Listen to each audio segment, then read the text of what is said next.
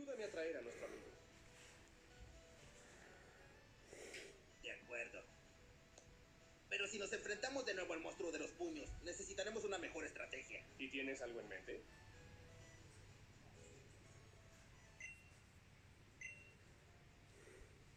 ¡Oye, marico! ¡Mira por acá! ¡Apareció un Squirtle salvaje!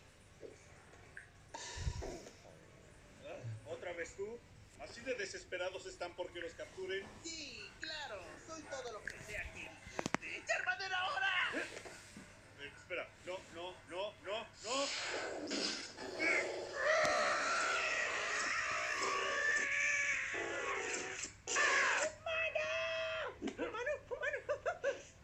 ¡Sí, eso es! ¡Vete ya! ¡No eres nada sin tus esclavos!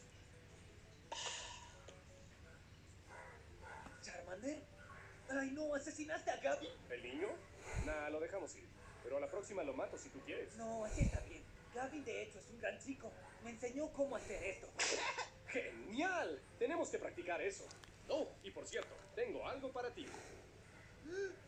¡Yay!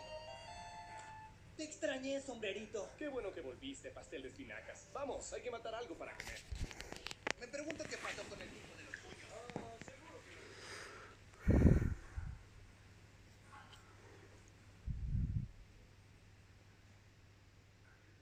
¿Hola? ¿Hay alguien ahí?